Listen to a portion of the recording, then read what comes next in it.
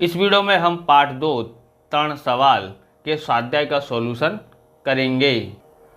बातचीत पहलू है तमे कोने कोने प्रश्न पूछो छो, बराबर। आपको इसके उत्तर लिखने हैं तो हमने लिख के रखे हैं, तो आप देख सकते हैं पढ़ कर के। तो एनु पहलू है तमे कोने कोने प्रश्न पूछो छो, तो उत्तर है हूँ मम्मी पप्पा दादा दादी अने मोटा भाई अने बहन ने प्रश्न पूछूँ छूँ। ओके, पूछूँ छूँ। बीजू है कोई मुश्किलीना समय तमे तमारा परिवार ने मददरूप थया छो क्यारे? तो हाँ, ज्यारे मारी बहन बीमार थई त्यारे मैं तेमनी सेवा करी हती। आपणे मुजबता सवालनो उकेल मळे त्यारे केवो अनुभव थाय छे? तो एनु आंसर है आपणे मुजबता सवालनो उकेल मळे त्यारे खूब ज आनंदनो अनुभव थाय छे।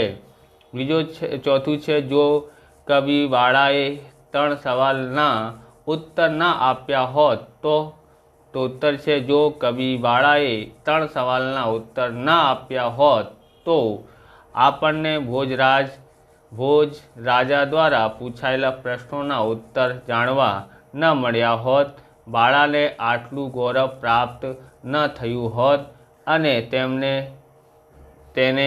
तेना कवि पिता ने राज दरबार में सामिल थवानी तक न मળી होत। ओके, पांचमू है आ पाठ 3 सवालों उत्तर मांथी तमने कयो उत्तर गम्यो केम?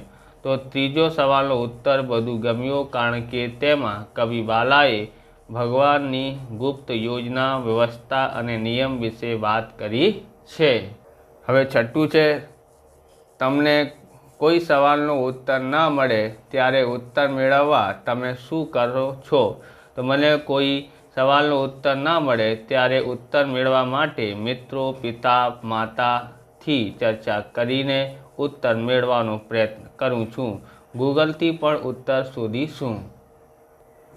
क्वेश्चन नंबर बीजू है नीचेना प्रश्नों जवाब लखो। पहलू है राजाए दरबार में केवा लोकोनु सम्मान थतुं हतुं? उत्तर है पहलू भोज राजाना दरबार में केवो लोकोनु सम्मान थतुं हतुं? तो उत्तर है भोज राजाना दरबार में कविओनो हमेशा सम्मान थतुं।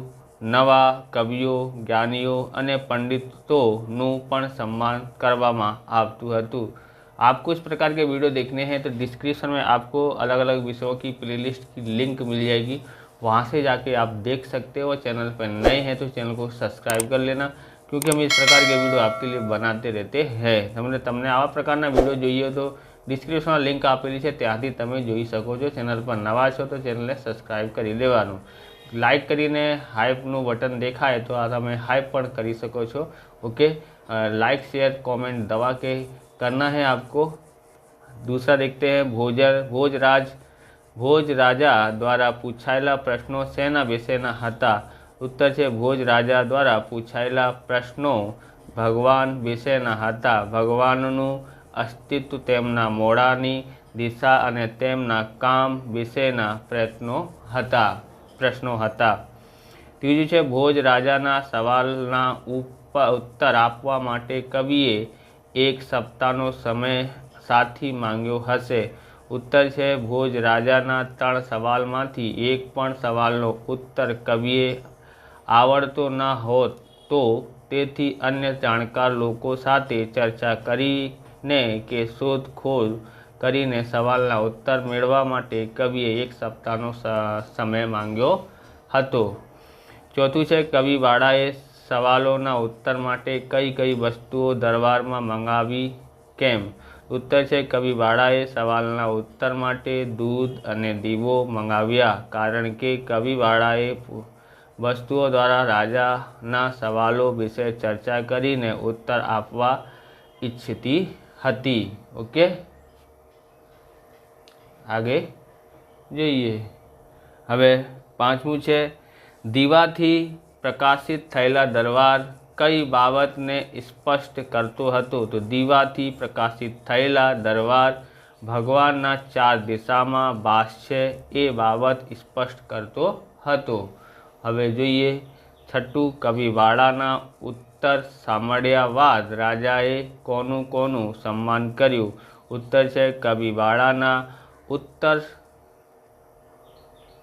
ઉત્તર સાંભળ્યા બાદ રાજાએ કવિવાળા અને તેના પિતાને રાજસભામાં સામેલ કરીને પિતા પુત્ર બંનેના સન્માન કર્યું. સાતમું છે બીજા પ્રશ્નના ઉત્તરમાં તમે કયું ઉદાહરણ આપી શકો? ઉત્તર છે બીજા પ્રશ્નના ઉત્તરમાં હું સૂરજના પ્રકાશનું કે ફૂલોની સુગંધનું ઉદાહરણ આપી શકું. ક્વેશ્ચન નંબર 3 છે નીચેના વાક્યો કોણ બોલ્યું હશે એ લખો. પહેલું છે મહારાજ 1 સપ્તાહનો સમય આપો, તો આ કવિ બોલે છે. બીજું છે આવડી નાનકડી વાળા, એ તો કોને કીધું? ભોજરાજાએ કીધું છે. ત્રીજું છે જવાબ આ મારી દીકરી આપશે, તો આ જવાબ જે છે મારી દીકરી આપશે કોને કહ્યું? કવિએ. ચોથું છે કદાચ દૂધમાં જ જવાબ સમાયો હશે, એ બાલિકાએ કીધું છે. ઓકે, હવે છે ચોથું, તમને મુજબ તો પ્રશ્ન વર્ગ સમક્ષ રજૂ કરો અને ચર્ચા કરી જવાબ મેળવો. તો તમે કેવી રીતના ક્વેશ્ચન પૂછી શકો છો, તમારા ઈચ્છા પ્રમાણે છે. જો તમે આવા પ્રશ્ન પૂછશો તો ચાલશે. પહેલું પ્રશ્ન, સૌથી મોટો રાજા કોણ? તો કોણ છે એની વિશે ચર્ચા કરી શકો છો. તેનું જવાબ છે મેઘ. સૌથી શક્તિશાળી કોણ છે? તો સૌથી શક્તિશાળી કોણ છે? તો એનો પણ જવાબ તમે મળી શકે છે સૂર્ય. ઓકે, સૂર્ય. આવી રીતે તમે શું છે ચર્ચા કરી શકો છો વર્ગમાં. ઓકે. પાંચમું છે આપેલા ફકરાને આધારે એકબીજા પ્રશ્ન પૂછી જવાબ મેળવો. જોડી કાર્ય. એટલે આ બે છોકરાઓ તમે મળીને એકબીજાને આ ફકરામાંથી પ્રશ્ન પૂછી શકો છો વાંચીને. લખ્યું છે કાગડો ખરેખર ખૂબ હોશિયાર પક્ષી છે, પણ તેને છેતરનાર પડ્યા છે હોં. કાગડાના માળામાં કોયલ પોતાના ઈંડા ચોરી છુપેથી મૂકે છે. કોયલના ઈંડા સહેજ નાના હોય છે, પણ રંગરૂપ કાગડાના ઈંડા જેવા જ હોય છે.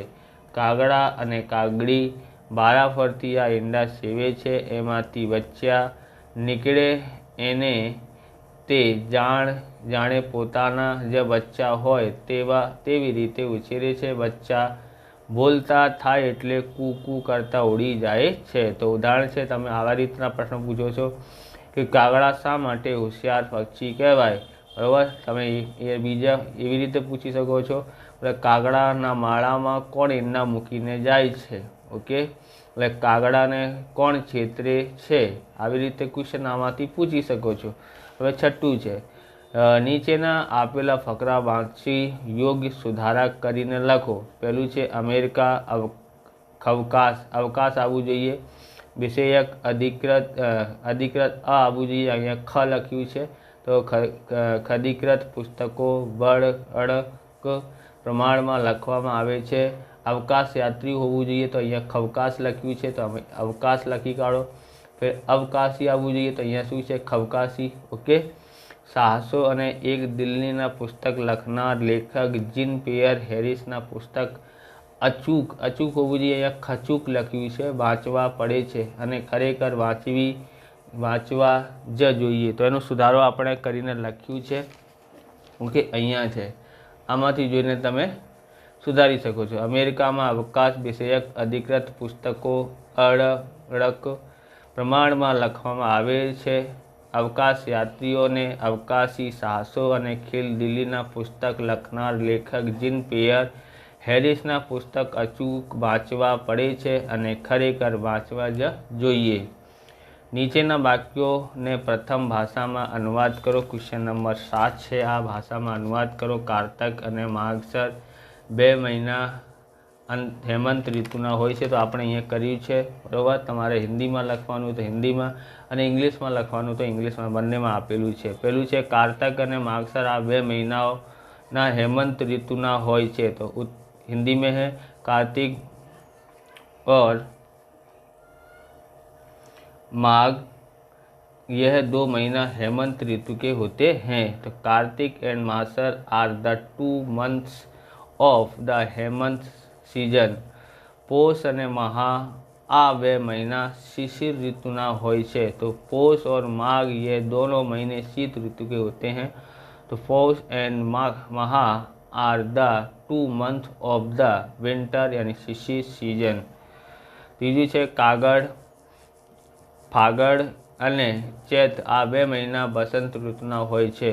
तो फागुन और चैत ये 2 महीना बसंत ऋतु के होते हैं। तो Phagun and Chaitra are the 2 months of the spring Basant season. पछी छे चौथुं बैसाख अने जेठ आ 2 महीनाओं ग्रीष्म ऋतुना होय छे। तो बैसाख अने ज्येष्ठ ये 2 महीने ग्रीष्म ऋतु के होते हैं। तो इंग्लिश में लिखना रह गया है, तो इंग्लिश में આવી રીતે લખીશું। बैसाख अने Jeth are the 2 months of the summer season. હવે પાંચમું છે અષાઢ અને શ્રાવણ આ 2 મહિના વર્ષા ઋતુના હોય છે। तो वैशाख और श्रावण ये 2 महीने वर्षा ऋतु के होते हैं। तो आषाढ़ और Shravan Ashadh and Shravan are the 2 months of the season. Okay, varsha season. Okay, monsoon, monsoon लिखा है, मानसून वर्षा सीजन, मानसून लिखो या वर्षा लिखो। ओके। छठू है भादरवो अने आसो आ 2 महीना शरद ऋतुना होय छे। तो भाद्रपद और अश्विन ये 2 महीने शरद ऋतु के होते हैं। तो भाद्रो अने Aso are the 2 months of the autumn season. Okay, आगळ जोईए। आठमू है चालो थोड़ी जीव ने कसरत करी लईए। पहलू है टप्पू टपालीए टपाल पेटीनी टपाल टोडर मल्लदास ने त्यां आपी।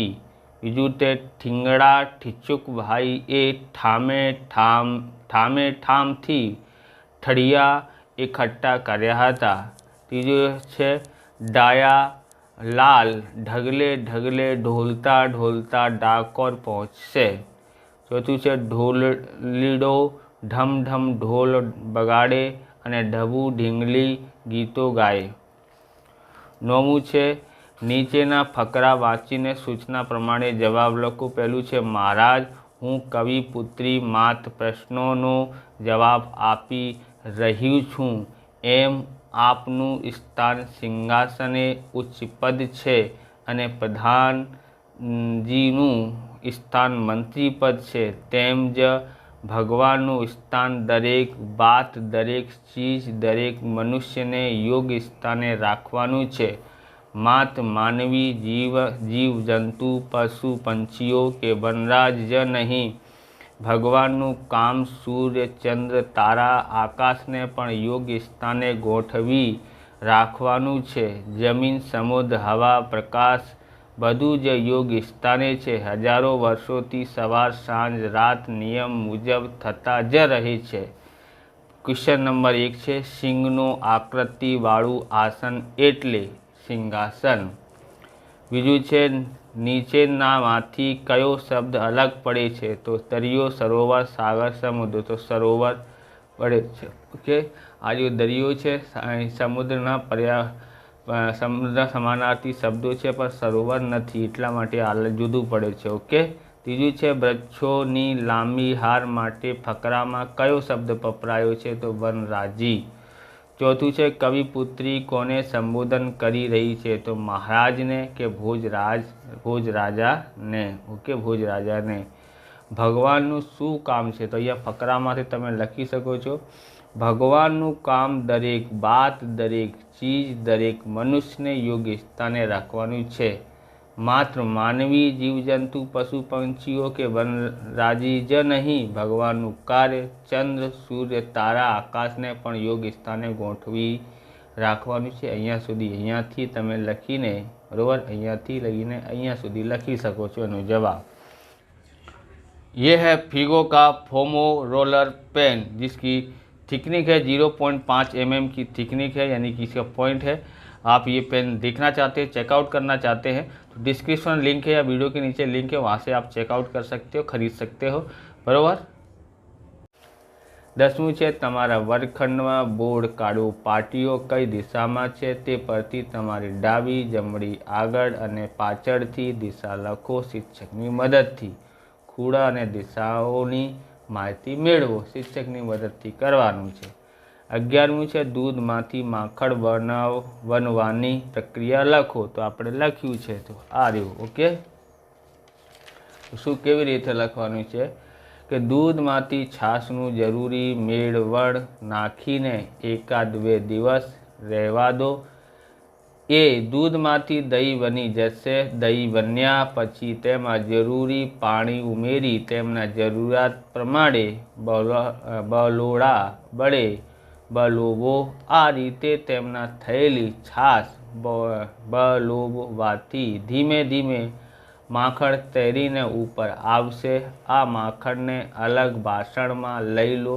માખણ તૈયાર છે. ઓકે, 12મું છે તમને ગમતી ચાતુર્યની 2 વાર્તા વાંચીને રજૂ કરો છો. તો તમે પોતાની લાઇબ્રેરીમાંથી એ બીરબલની અને બીજા છે તેનાલીરામન જે ચાતુર્ય છે એની વાર્તાઓ તમે લખી શકો છો. 13મું છે નીચેના ફકરામાં યોગ્ય વિરામ મૂકો.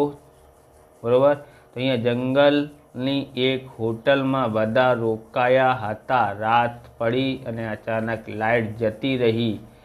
સિંગની ત્રાળથી બાળકો પથરી ઉઠ્યા. કરણ, પિયુષ અને રાગણી તો આંખો બંધ કરી લીધી. કરણ કહે, દાદા, સિંગે કેટલે દૂર હશે? દાદા બોલ્યા, બાળકો તમે ચિંતા કરો માં, ત્યાં તો લાઇટ આવી ગઈ. છોકરા એકદમ ખુશ થઈ ગયો. તો એનું જે આપણે चिन्ह लगाएलू है यानी चिन्ह लगा के रखा है, तो आप इस तरह के चिन्ह आप लगाते रहना. जंगलनी एक होटल में बधा रोक्या हता. बराबर, रात पड़ी અને અચાનક લાઇટ જતી રહી. બરાબર, આવી રીતના અહીંયા એક ચિહ્ન આપેલું છે. સિંગની તાળથી બાળકો થરથરી ઉઠ્યા. કરણ, પિયુષ અને રાગડીએ તો આંખો બંધ કરી દીધી. તો અહીંયા પણ ચિહ્ન આપેલું છે, એ તમે એની પ્રમાણે કરી શકો છો. કરણ કહે, દાદા, સિંગે કેટલેક દૂર હશે? દાદા બોલ્યા, બાળકો તમે ચિંતા કરો માં, ત્યાં તો લાઇટ આવી ગઈ. છોકરાઓ એકદમ ખુશ થઈ ગયા. ઓકે, અહીંયા આપેલા છે વિરામ ચિહ્નો. કયા કયા ચિહ્નો છે? આ ચિહ્નને આપણે પૂર્ણ વિરામ ચિહ્ન કહીએ. અલ્પ વિરામ ચિહ્ન આવા રીતના હોય છે. પ્રશ્ન વિરામ ચિહ્ન આવા રીતના હોય છે. આશ્ચર્ય વિરામ એટલે આવા રીતના હોય છે, એટલે એને ઉદ્ગાર ચિહ્ન પણ કહેવામાં આવે છે. અવતરણ ચિહ્ન આવી રીતે અને આવી રીતે થઈ શકે છે. ગુરુ વિરામ ચિહ્ન અહીંયા સુધી છે. બરાબર, આવી રીતે આ વિડીયો પૂરું થાય છે. તમને વિડીયો સારું લાગ્યો હોય તો લાઇક કરવાનું, ચેનલને સબસ્ક્રાઈબ કરવાનું. મળે બીજા વિડીયોમાં. જય હિન્દ, જય ભારત, વંદે માતરમ.